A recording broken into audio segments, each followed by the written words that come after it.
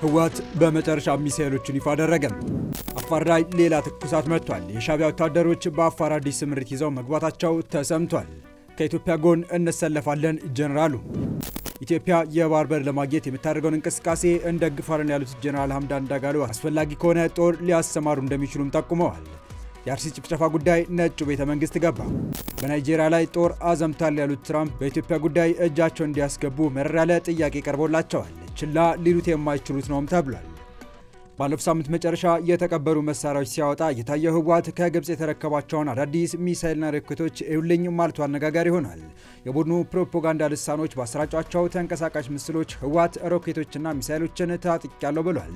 ይህ በእንዲህ እንዳለ ኢሳያስ አፈወርቂ ለወታደሮቻቸው በአፋር አዲስ ስምሪት መስጠታቸው ሲሰማ ትኩሳቱን እንዲያገረሽ አድርጓል እየተባለ ይገኛል። የቲዲኤፍ ወታደሮችን ልብስ የለበሱ የኤርትራ ወታደሮች መመራካቸውም ተሰምቷል። ይህንንና የአርሲውን አነጋጋሪ ጭፍጨፋ አስመልክቶ ለፕሬዝዳንት ትራምፕ የቀረበውን መረር ያለ ጥያቄና የነጩን ቤተ መንግስት ውሳኔ የተመለከተው መረጃ አክለን በዝርዝር ልናስደምጣችሁ አዘጋጅተናል። ሰላም ውድ የሉል ዴይሊ ቤተሰቦች እንደምን አላችሁ? ቻናሉን ሰብስክራይብ፣ ላይክ፣ ሼር ያደረጋችሁ እስከ መረጃዎቻችን ፍጻሜ አብራችሁን ቆዩ። ከቀናት በፊት ግብጽና ኤርትራ ላይ ከባድ ዛቻ ያሰሙት ጀነራል በኢትዮጵያ ጉዳይ ያልተጠበቀ መልእክት አስተላልፈዋል። ከኢትዮጵያ ጎን እንሰለፋለን ሲሉ ጀነራሉ አስመራና ካይሮን ያስደነገጠውን ጉዳይ ቀለል አድርገው አውጀውታል። ኢትዮጵያ የባህር በር ለማግኘት የምታደርገውን እንቅስቃሴ እንደግፋለን ያሉት ጀነራል ሐምዳን ዳጋሎ አስፈላጊ ከሆነ ጦር ሊያሰማሩ እንደሚችሉም ጠቁመዋል።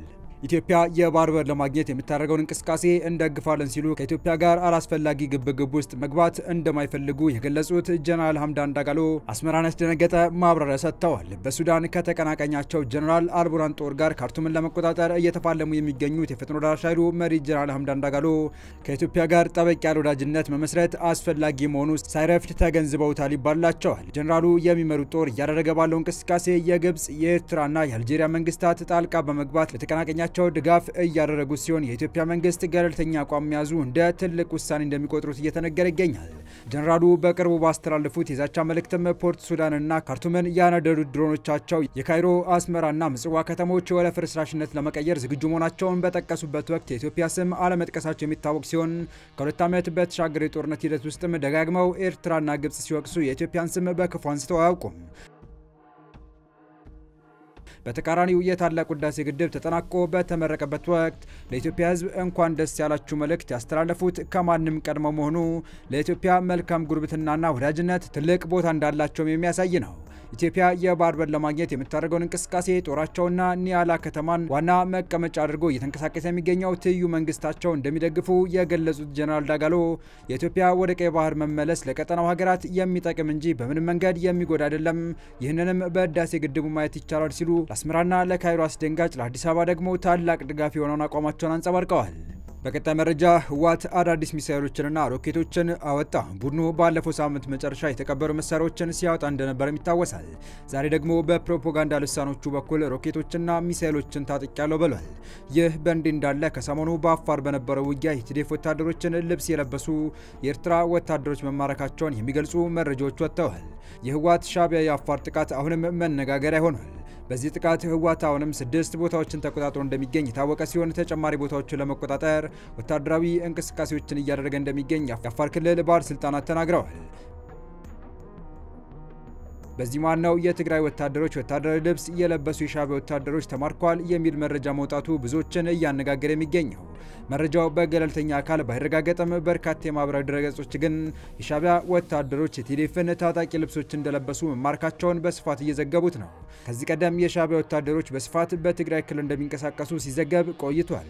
በተለይም አዲስ አድዋ፣ መቀለ እንዲሁም ተንቤን የሻዕቢያ ወታደሮች በስፋት እንደሚንቀሳቀሱ መረጃዎች ይጠቁማሉ። ይህን ክስ በተመለከተ ግን ከሻዕቢያ በኩል እስካሁን የተሰጠ ምላሽ የለም።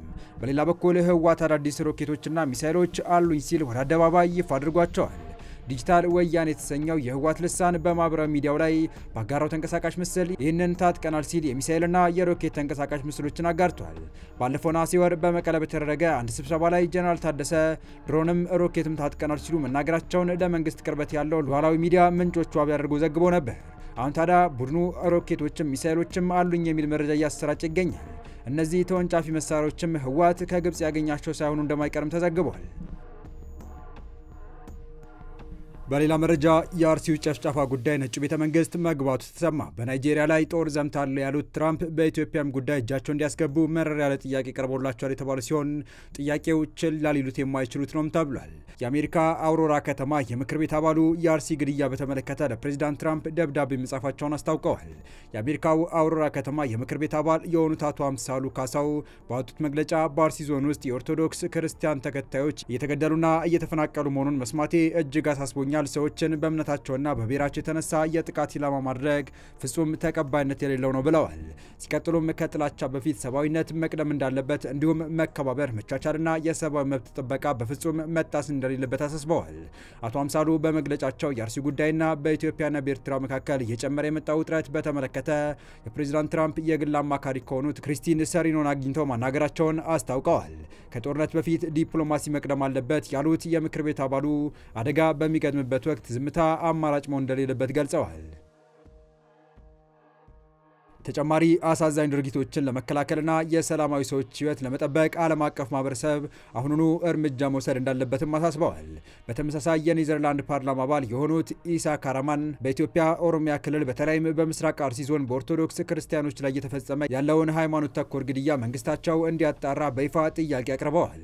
አባሉ ለኔዘርላንድ የውጭ ጉዳይ ሚኒስቴር ዴቪድ ዋንዊል ባቀረቡት ደብዳቤና ተያያዥ የፓርላማ ጥያቄዎች ጥቃቱ ስልታዊና በተጠና መልኩ የሚካሄድ መሆኑን ገልጸው በአውሮፓ ህብረት በኩል በኦነግ ሸኔና ሌሎች ተጠያቂ ግለሰቦች ላይ ማዕቀብ እንዲጣል ጠይቀዋል።